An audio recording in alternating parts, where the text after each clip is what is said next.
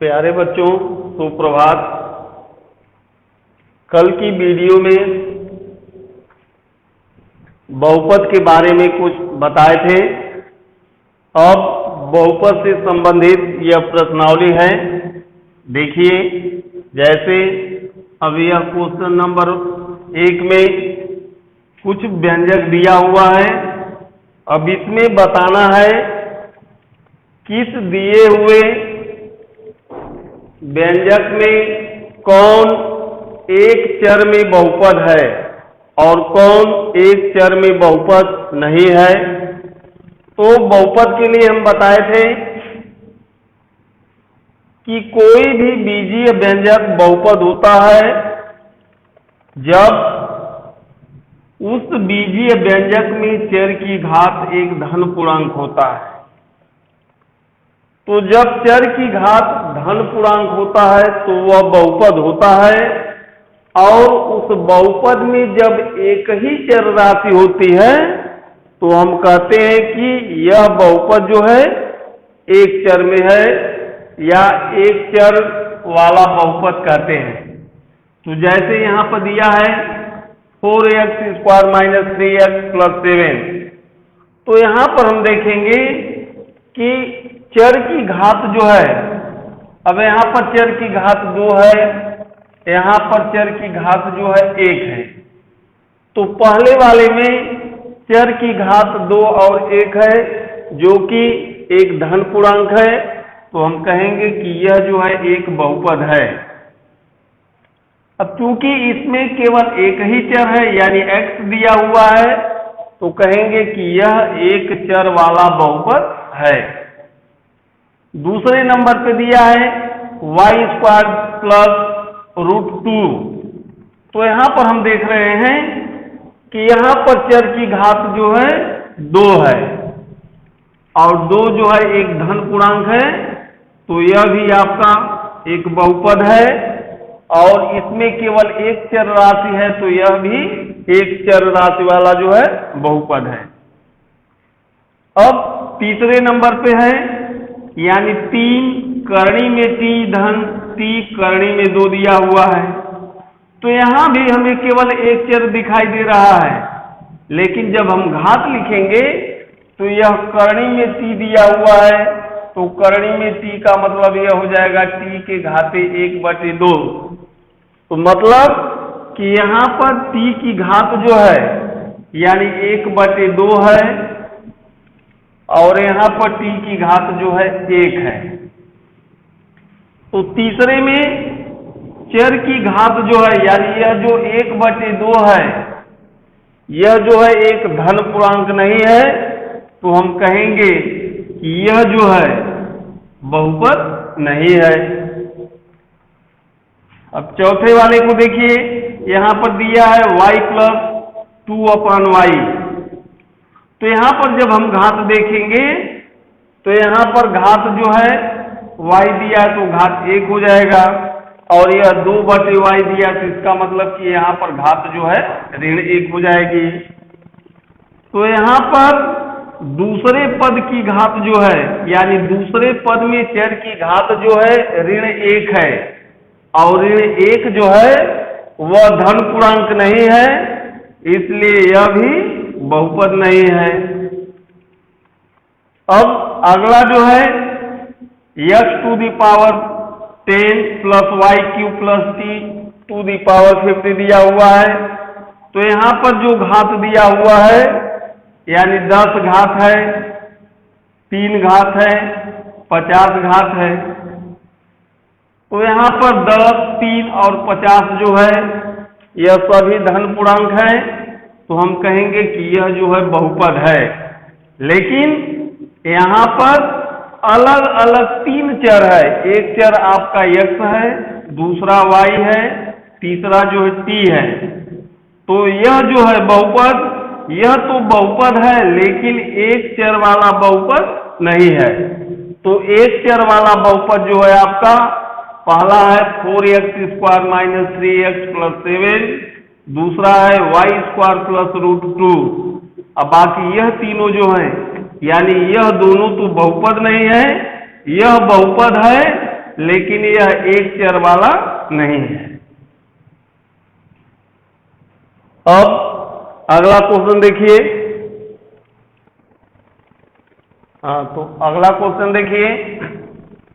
अब यह कुछ बहुपद दिया हुआ है और इस बहुपद में हमें एक्स स्क्वायर का गुणांक बताना है कि एक्स स्क्वायर का गुणांक क्या होगा। तो यह ध्यान देंगे, जिसका गुणांक हमें ज्ञात करना होता है, जैसे यहां पर हमें एक्स स्क्वायर का गुणांक ज्ञात करना है, तो एक्स स्क्वायर का गुणांक ज्ञात करने के लिए सबसे पहले यह जो बहुपद दिया है उसमें एक्स स्क्वायर वाला पद जो है चिन्ह सहित लिखेंगे। तो पहले में एक्स स्क्वायर वाला पद जो है यह प्लस एक्स स्क्वायर है, दूसरे वाले में एक्स स्क्वायर वाला पद जो है यह माइनस एक्स स्क्वायर है, तीसरे वाले में यह जो है पाई बटे 2 एक्स स्क्वायर है, और चौथे वाले में जो है एक्स स्क्वायर वाला पद नहीं है। तो किसी भी बहुपद में किसी भी अक्षर का, चाहे एक्स का या एक्स स्क्वायर का या एक्स क्यूब का गुणांक ज्ञात करना हो, तो सबसे पहले उस अक्षर वाले पद को चिन्ह सहित अलग कर लेते हैं। तो जैसे यहां पर अलग किया गया है, तो यहां पर प्लस एक्स स्क्वायर है, तो यदि उसके आगे प्लस दिया है तो प्लस लिखना जरूरी नहीं है। अब एक्स स्क्वायर है तो एक्स स्क्वायर को हम 1 गुणे एक्स स्क्वायर लिख सकते हैं। यह माइनस एक्स स्क्वायर है तो इसको हम -1 गुणे एक्स स्क्वायर लिख सकते हैं। यह पाई बटे 2 एक्स स्क्वायर है तो इसको हम पाई बटे 2 गुणे एक्स स्क्वायर लिख सकते हैं। तो हमको एक्स स्क्वायर का गुणांक ज्ञात करना है।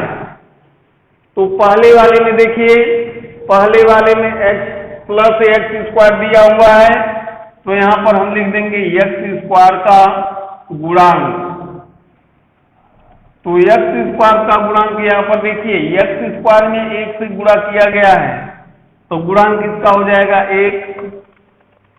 इसमें देखिए एक्स स्क्वायर का गुणांक निकालना है, तो एक्स स्क्वायर का गुणांक यहां पर क्या होगा, तो यह माइनस एक्स स्क्वायर है, इसको हम -1 गुणे एक्स स्क्वायर यानी ऐसे लिख सकते हैं। तो यहां पर इसका गुणांक जो है -1 हो जाएगा। यहां पर एक्स स्क्वायर का गुणांक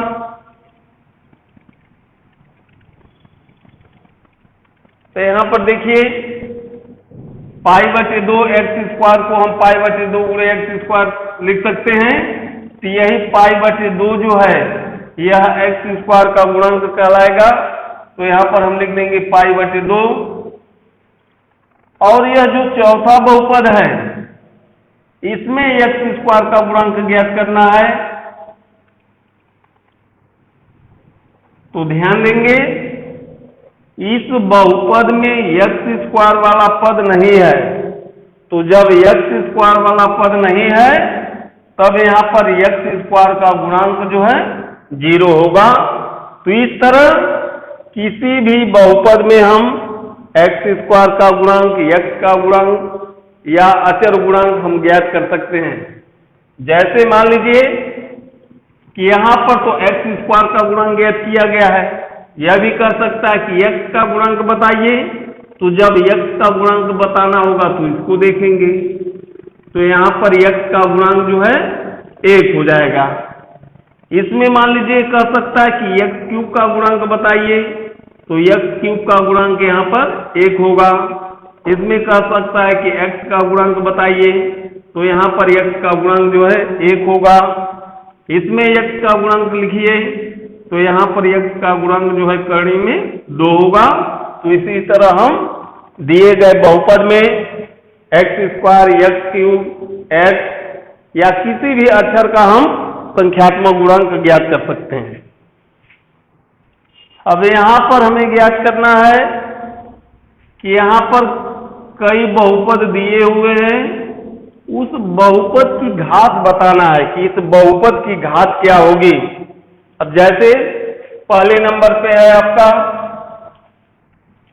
5x³ plus 4x² plus 7x, यानी यह एक बहुपद है और इसकी घात बतानी है कि इसका घात कितना होगा। तो याद रखेंगे, किसी भी बहुपद की घात उस बहुपद में अधिकतम घात वाले पद के घात के बराबर होती है। अब जैसे इस बहुपद में आपका 3 पद दिया हुआ है, एक पद जो है आपका 5x³ है, दूसरा 4x² है और तीसरा जो है 7x है। तो देख रहे हैं कि पहले वाले पद में जो 5x³ है इसकी घात 3 है, यहां पर x की घात 2 है और यहां पर x की घात जो है 1 है। तो बहुपद में जितने भी पद होते हैं, जिस पद की घात सबसे अधिक होती है, जैसे 3 पद है तो पहले पद की घात 3 है, दूसरे पद की घात 2 है और तीसरे पद की घात 1 है। तो जिस पद की घात सबसे अधिक है या अधिकतम घात वाला पद की घात ही उस बहुपद की घात कहलाती है, यह उसका परिभाषा होता है। तो यहां पर हम कहेंगे बहुपद की घात, बहुपद की घात बराबर यह होता है आपका, यानी यह हो जाएगा आपका 3। उसी तरह नंबर 2 में है 4 - y²। तो 4 - y² में 2 पद दिया हुआ है, इसमें जो है कोई चर नहीं है तो घात यहां पर 0 हो जाएगा और इसकी घात 2 है। तो घात में 0 और 2 आ रहा है तो अधिकतम आपका 2 होगा। तो यहां पर लिखेंगे बहुपद की घात, तो बहुपद की घात हो जाएगी यहां पर 2। उसी तरह तीसरे नंबर पे है 5t - √7। तो यहां पर जब घात निकालेंगे तो घात इसकी हो जाएगी 1। और नंबर 4 में है 3, तो यहां पर जब घात लिखेंगे तो घात इसका हो जाएगा 0। तो यह ध्यान देंगे।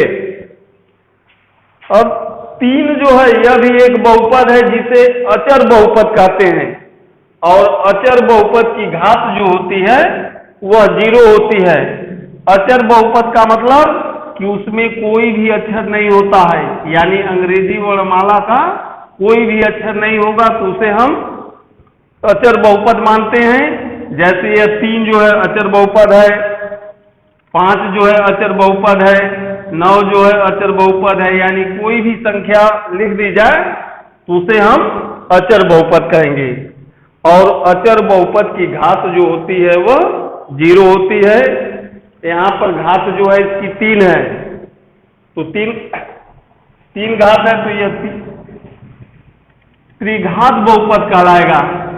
और यहां पर 2 घात है, यानी इस बहुपद की घात 2 है तो इसे हम द्विघात बहुपद कहेंगे। यहां पर घात 1 है तो इसे हम रैखिक बहुपद कहते हैं। तो घात के माध्यम से उस बहुपद का हम नाम भी ध्यान में रखेंगे कि जिस बहुपद की घात 3 है वह त्रिघात बहुपद, जिस बहुपद की घात 2 है वह द्विघात बहुपद, जिस बहुपद की घात 1 है वह रैखिक बहुपद, और जिस बहुपद की घात 0 है वह अचर बहुपद कहलाता है। तो आज इतना ही, इसको आप लोग ध्यान में रखेंगे। अब फिर हम इसके आगे जो है अगले वीडियो में मिलेंगे।